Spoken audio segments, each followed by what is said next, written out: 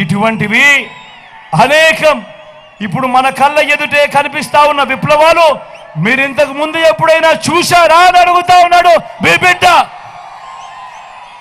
ఆలోచన చేయమని కోరుతా ఉన్నా.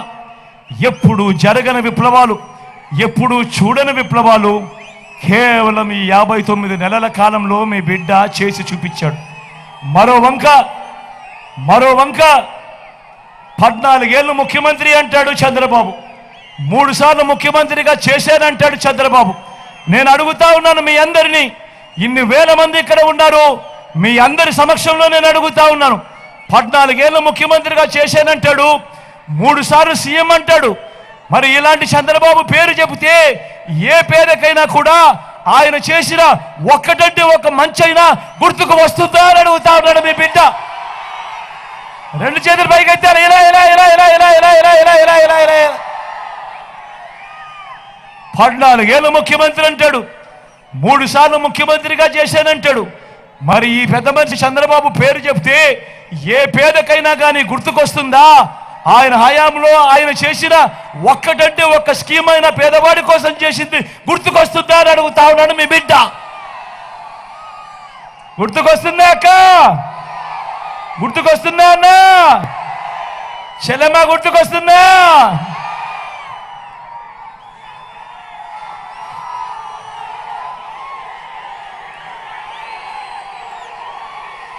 ఇలా అధికారంలోకి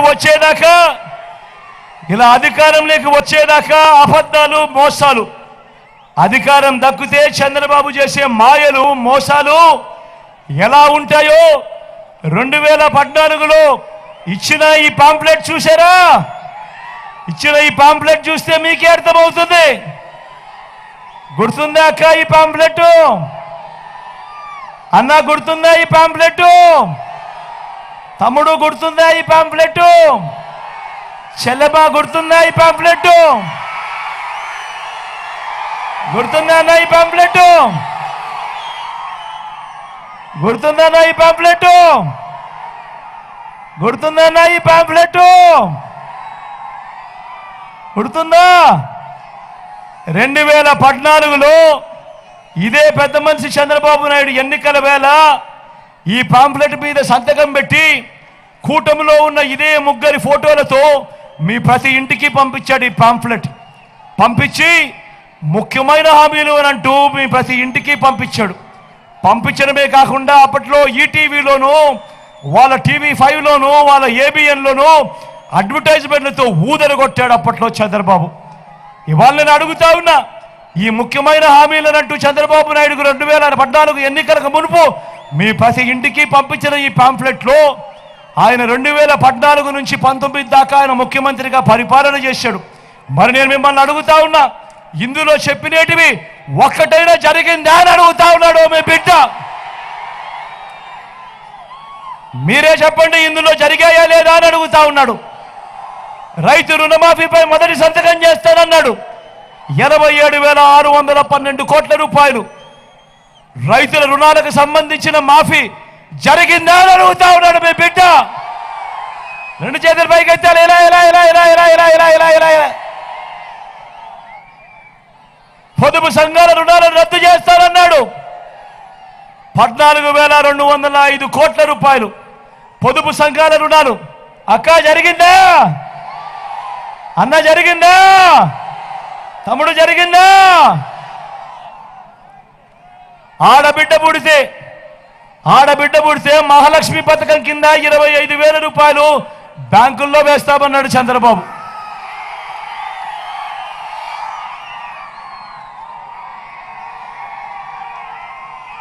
ఆడబిడ్డ పుడితే 25,000 రూపాయలు మహాలక్ష్మి పథకం కింద బ్యాంకుల్లో వేస్తామన్నాడు.